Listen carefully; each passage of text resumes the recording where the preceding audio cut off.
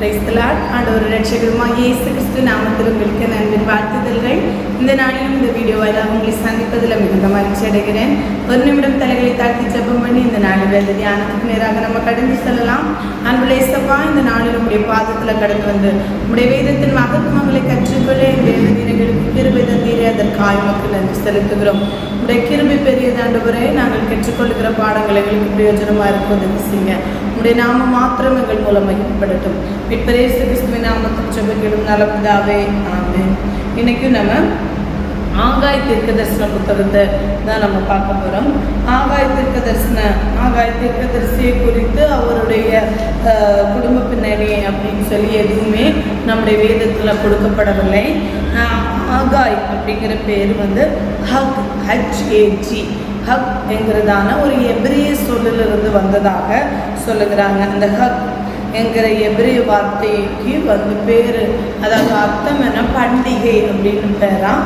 அதனால ஒருவேளை யூதர்களின் ஏதாவது பண்டிகை நாட்களிலே இந்த ஆகாய் தீர்க்கதரிசி பிறந்திருக்கலாம், அதனால இந்த பெயரை வைத்திருக்கிறார்கள் என்று கருதப்படுகிறது. அவரை குறித்து அவருடைய சரித்திர பின்னணி, அவர் எந்த கோத்திரத்தில் பிறந்தார், அவருடைய தகப்பன் பேர் என்ன அப்படிங்கிற எந்த செய்தியுமே நம்முடைய வேதாகமத்திலே கொடுக்கப்படவில்லை. ஆகாய் தீர்க்கதரிசியினுடைய பேர் வந்து எஸ்ரா புத்தகத்தில் வந்து 2 முறை இடம்பெற்றுள்ளது. எஸ்ரா 5ஆம் அதிகாரம் 1வது வசனத்திலும் 6ஆம் அதிகாரம் 14வது வசனத்திலும் வந்து ஆகாய் தீர்க்கதரிசியின் பேர் இடம்பெற்றுள்ளது. மற்றபடி ஆகாய் தீர்க்கதரிசி எந்த கோத்திரத்தில் பிறந்தார், என்ன, அவர் யார், எப்படிப்பட்டவர் என்றதான எந்த ஒரு விளக்கமும் வந்து ஆகாய் தீர்க்கதரிசியை குறித்து நமக்கு என்ன சொல்லப்படவில்லை. இவர் வந்து ஒரு சிலர் என்ன கருதுறாங்க அப்படின்னா, இவர் வந்து சிறையிருப்புக்கு கொண்டு போகப்படாமல், அதாவது பாபிலோனிய சிறையில், அதாவது இவர் எந்த காலகட்டத்தில் தீர்க்கதரிசனம் உரைத்தார்னா சிறையிருப்பின் நாட்களிலே, அதாவது இஸ்ரவேல் ஜனங்கள் பாபிலோனுக்கு சிறைப்பட்டு கொண்டு போனதாக சிறையிருப்பிலிருந்து திரும்புகிற அந்த காலகட்டங்களிலே தான் என்ன செய்தார், இவர் தீர்க்கதரிசனம் உரைத்தார். அதாவது ராஜாவாகிய தரியு அரசண்ட 2ஆம் வருஷம் என்று நமக்கு 1வது வசனத்திலே கொடுக்கப்பட்டிருக்கிறது. ராஜாவாகிய தரியு யார் அப்படின்னு பார்த்தோம்னா, இவருக்கு பின்பாக கோரேசுக்கு பின்பாக வந்தவர் தான். கோரேசுக்கு பின்பாக அகாஸ்வேரு ராஜாவின் நாட்களிலே தேவாலய கட்டுமான பணி என்ன செய்யப்பட்டது, நிறுத்தப்பட்டிருந்தது. அதற்கு பின்பாக தரியு என்கிற ராஜா வந்து அந்த ஆலயத்தை கட்டுவதற்கான அனுமதியை கொடுத்தார். அந்த ராஜாவின் நாட்களிலே தான் இவர் தீர்க்கதரிசனம் உரைத்திருக்கிறார். அப்படி பார்க்கும்போது இவர் வந்து இந்த ஆகாய் தீர்க்கதரிசி வந்து பாபிலோனிலே சிறையாக கொண்டு போகாமல் இந்த பாலஸ்தீனாவிலே அவர்கள் இருந்த எருசலேமில் நகரங்களிலேயே இவர் பிறந்து வளர்ந்திருக்கலாம் என்று சிலர் கருதுகிறாங்க. ஏன் அப்படி சொல்றாங்க அப்படின்னா, எஸ்ராவின் புத்தகத்துல 2ஆம் அதிகாரத்துல பாபிலோனிலிருந்து செருபாபேலோடு பாபிலோனத்திலிருந்து திரும்பினவர்களின் பட்டியலிலே இந்த ஆகாயின் பேர் வராததினால அப்படி இருக்கலாம் அப்படின்னு சொல்லி ஒரு சிலர் கருதுறாங்க.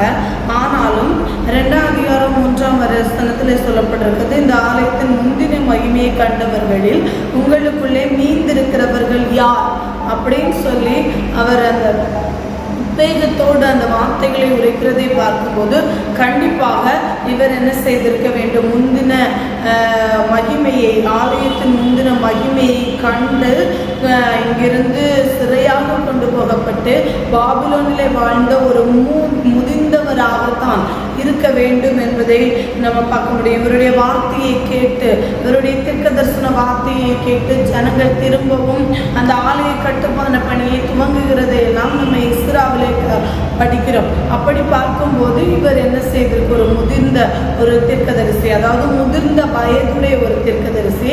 இவர் முந்தின ஆலயத்தின் மகிமை, முன் நாட்களிலே எருசலேம் தேவாலயம் மகிமையாய் இருந்ததை கண்டு பாபிலோனிய சிறையிருப்புக்குள்ளாக போனவர் திரும்பவும் வந்து பாபிலோனின் அதாவது செருபாபேல் தலைமையிலே வந்த கட்டுமான பணியிலே இவர் ஈடுபட்டு தீர்க்கதரிசனம் உரைத்திருக்கலாம் என்பது பெரும்பான்மையான வேத வல்லுநர்களின் கருத்தாக காணப்படுகிறது.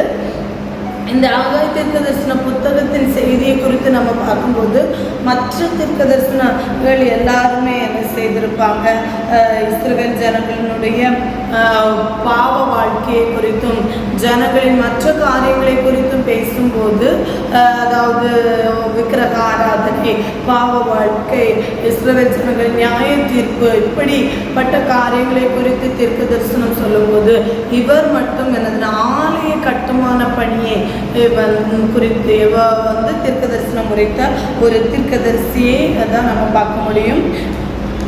ஏன்னா இவர் ஆலய கட்டுமான இஸ்ரவேல் ஜனங்களுக்குள்ளேயே அவர்களுடைய எருசலேம் தேவாலயம் என்பது மிக மிக முக்கியமான ஒன்று.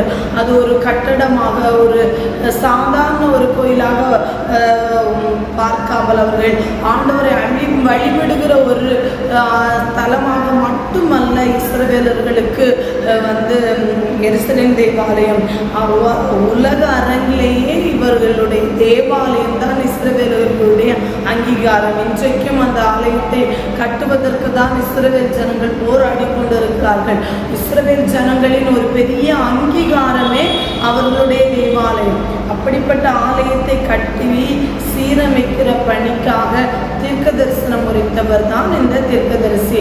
இந்த முழுவதுமாக ஆகாய தீர்க்க தரிசனம் முழுவதுமாகவே எப்படி ஆலயத்தை திரும்ப எடுப்பித்து கட்ட வேண்டும் என்பதை குறித்து சொல்லப்பட்டிருக்கிறதை பார்க்க முடியும். இந்த தீர்க்க தரிசனம் உரைத்த தீர்க்க காலகட்டம் என்ன அப்படின்னு சொல்லி பார்த்தோம்னா, இதில் பெர்சிய ராஜாவின் ராஜா தரிவு, இந்த தரிவு குறித்து 2ஆம் தரிவு அப்படின்னு சொல்லுவாங்க. முதலாவது தரிவு மேதிய ராஜாவாகிய தரிவு.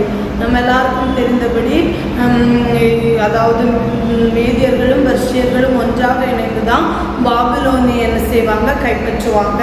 இந்த சரித்திரம் ஏற்கனவே நாம் கற்றுக்கொண்டிருக்கிறோம். பாபிலோனை கைப்பற்றும் போது முதலாவது தரிவு தான் என்ன செய்வார், மேதிய ராஜாவாகிய தரிவு பாபிலோனை கைப்பற்றி அதை ஆட்சி செய்வார்.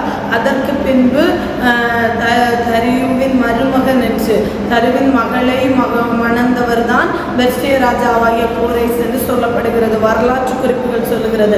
அந்த கோரேஸ் ஆட்சி செய்வார். கோரேஸுக்கு அப்புறம் அகாஸ்வேரு ஆட்சி செய்வார். அகாஸ்வேருக்கு அப்புறம் தான் இந்த தரியு.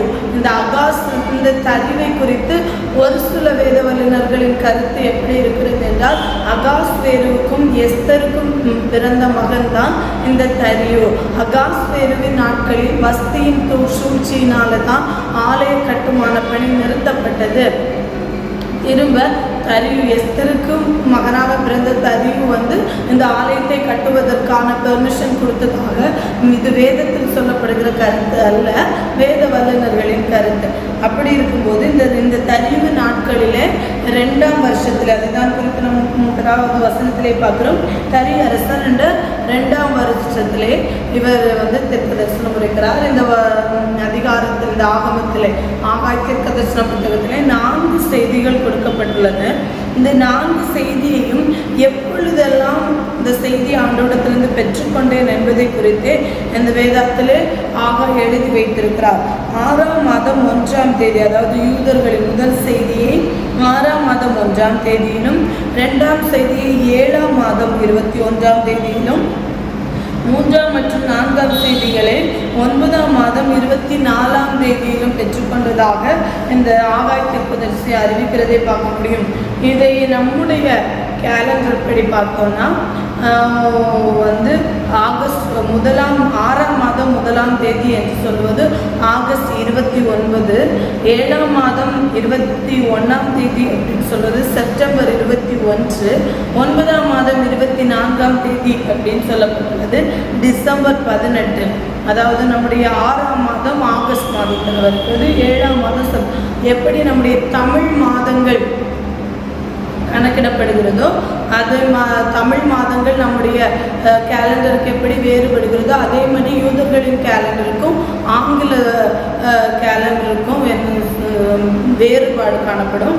அதை வச்சு நம்ம கணக்கு பார்க்கும்போது 6ஆம் மாதம் 1ஆம் தேதி ஆகஸ்ட் 29, இது 7ஆம் மாதம் 21ஆம் தேதி செப்டம்பர் 21, 9ஆம் மாதம் 24ஆம் தேதி டிசம்பர் 18, 9ஆம் மாதம் 24, அதுதான் 4 செய்திகள், 3ம் 4ம் செய்தி ஒரே நாளில் டிசம்பர் 18, 9ஆம் மாதம் 24ஆம் தேதியிலே இவர் தீர்க்க தரிசனம் உரைத்ததை நாம் பார்க்க முடியும்.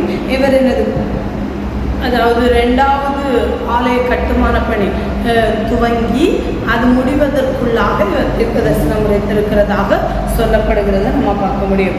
இதனுடைய சரித்திர பின்னணி நமக்கு தெரிந்தது, ஏற்கனவே நம்ம கற்றுக்கொண்டபடி, அதாவது இஸ்ரவேல் ராஜ்யம், எருசலேமை மையமாய் வைத்த யூதேயா ராஜ்யம் பாபிலோனிய சிறைபிடிப்பு நேபுகாத்நேச்சாரின் காலத்திலே பாபிலோனிய சிறையிருப்புக்கு நேராய் கடந்து சென்றது. அப்படி சிறையிருப்பில் இருக்கும்போது என்ன செய்தது, இங்கே ஆண்டவருடைய தீர்க்க தரிசனப்படி 70 ஆண்டுகள் இவர்கள் என்ன செய்வார்கள், சிறையிருப்பில் இருப்பார்கள். 70 ஆண்டுகள் சிறையில் இருப்பில் இருக்கும்போது அதாவது முதிர்ந்தவர்கள் எல்லாருமே பாபிலோனுக்கு சிறையாக கொண்டு போகப்பட்டார்கள், சிதறடிக்கப்பட்டார்கள். இப்படிப்பட்ட சூழ்நிலையிலே பாபிலோனில் சிறையிருப்பில் இருக்கிற ஜனங்களுடைய எண்ணம் 70 ஆண்டுகள் ஆகியிருந்தது. அப்போ இஸ்ரவேலிலிருந்து சிறையாக கொண்டு போன பலர் என்ன செய்தார்கள், பாபிலோனிலே மறித்து விட்டார்கள். அதற்கு பின்பு எனது ஒரு சில, அதாவது இங்கே யங்கா இருந்து சிறு குழந்தைகளாக வாலிபர்களாக இருந்தவர்கள் இப்பொழுது முதிர் வயதாக இருக்கிறாங்க. இன்னும் அநேகர் என்ன செய்தார்கள், பாபிலோனிலே பிறந்தார்கள். இப்படி இருக்கும்போது அநேகர் பாபிலோனிய பெண்களையே திருமணம் செய்து வாழ்ந்து வருகிறார்கள்.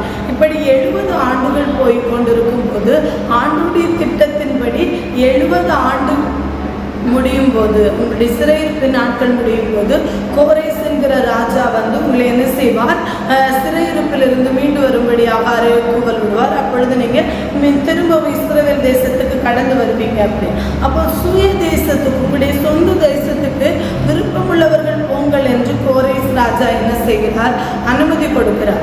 அனுமதி கொடுக்கும்போது இப்பொழுது பாபிலோனிய கலாச்சாரத்தோடு ஒன்றி போய் பாபிலோனிய பெண்களை திருமணம் செய்து பாபிலோனிலே தங்கள் பெண்களை திருமணம் செய்து கொடுத்து இப்படி வாழ்ந்து கொண்டிருக்கிற பல யூதர்களுக்கு என்ன செய்ய விருப்பமில்லை, தங்களுடைய சொந்த தேசத்துக்கு கடந்து போவதற்கு விருப்பம் இல்லாமல் இப்படி இருக்கும்போது தான் என்னது இந்த சூழல் என்னதாக இருக்குது. இப்படி இருக்கும்போது கோரேசினுடைய சத்தத்தை கேட்டால் எப்படியாவது ஆண்டவருடைய ஆலயத்தை கட்டணும் என்று செருபாபேலுடைய தலைமையில் கிட்டத்தட்ட 50,000க்கும் மேற்பட்ட ஜனங்கள் என்ன செய்கிறார்கள், கடந்து வருகிறார்கள்.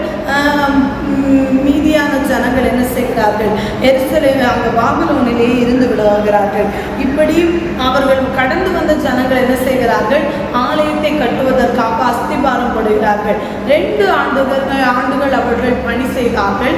2 ஆண்டுகள் முடிவடைகிற அந்த நிலையில என்ன ஆகுது, திரும்ப எதிர்ப்பு வருகிறது, சமாரியர்களினாலே எதிர்ப்பு வருகிறது. இவர்கள் திரும்பவும் ஒரு ராஜ்யமாக உருவெடுத்து மற்ற ஜாதிகளை எதிர்த்து விடுவார்கள், மற்ற ஜனங்களோடு யுத்தம் செய்வார்கள் என்று சொல்லி திரும்ப எதிர்ப்பு வருகிறது. எதிர்ப்பின் நடுவில் என்ன ஆகுது, 16 ஆண்டுகள் ஆலய கட்டுமான பணி அஸ்திபாரத்தோடு நிறுத்தப்படுகிறது. அஸ்திபாரம் செருபாபேல் தலைமையிலே கடந்து வந்த ஜனங்கள் அஸ்திபாரத்தோடு என்ன செய்கிறார்கள், 16 ஆண்டுகள் ஆலய கட்டுமான பணி நிறுத்தப்படுகிறத பார்க்க முடியும். திரும்ப என்ன செய்கிறார், அகாஸ்வேரு ராஜாவின் நாட்களிலே ஆலயம் கட்டுமான பணி தொடர்ந்து முற்றிலுமாக நிறுத்தப்பட்டது. திரும்ப தரியு பெர்சியாவின் ராஜாவாக ஆட்சி செய்கிறார்.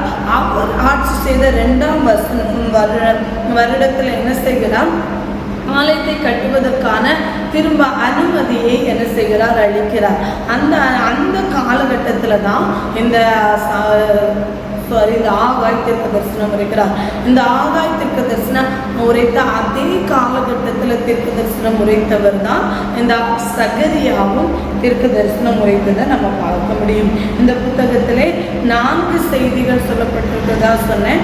முதல் செய்தி 1ஆவது வசனத்திலிருந்து 1ஆம் அதிகாரம் 1ஆவது வசனத்திலிருந்து 15ஆவது வசனம் வரை ஆலயத்தை கட்டுங்கள் என்றதான செய்தி. 2ஆம் செய்தி 2ஆம் அதிகாரம் 1ஆவது வசனத்திலிருந்து 9ஆவது வசனம் வரைக்கும் 2ஆம் ஆலயத்தின் மகிமை குறித்ததான செய்தி சொல்லப்பட்டிருக்கும். 3ஆம் செய்தி ஆசாரிய உபதேசங்கள் சொல்லப்பட்டிருக்கும்.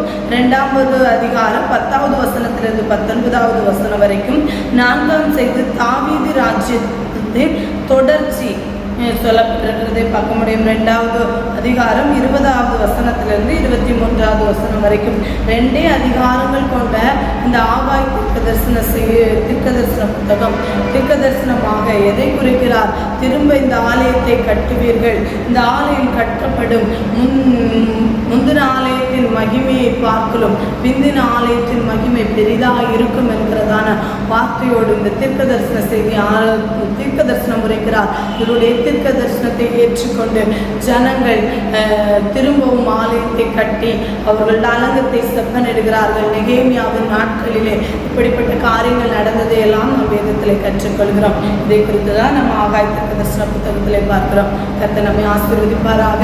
ஒரு நிமிடம் தலைகளை தாழ்த்தி ஜெபம் பண்ணலாம். அன்புள்ள இயேசுப்பா, இந்த நாளிலும் அப்பா ஆகாய் தீர்க்கதரிசியை குறித்து கற்றுக்கொள்ள உதவி செய்கிறதற்காக உமக்கு நன்றி அப்பா. ஆண்டவரே, தேசத்தில் ஆண்டவரே அப்பா ஆலயம் கட்டப்படாமல் முடங்கப்பட்டு கிடக்கிறதை பார்த்த ஆகாய் ஆண்டவரை விருகொண்டு ஆண்டவருக்காக எழும்பினதை நாங்கள் காண்கிறோம் அப்பா. அதே போல எங்களுடைய வாழ்க்கை மாற இந்த தேவன் இருக்கிற தரும்படியாக சொல்கிறோம். நீரே பொறுப்படுத்திக் கொள்ளுங்க, நீரே மகிமைப்படுங்க. நாம ஜெபங்களும் நல்ல பிதாவே.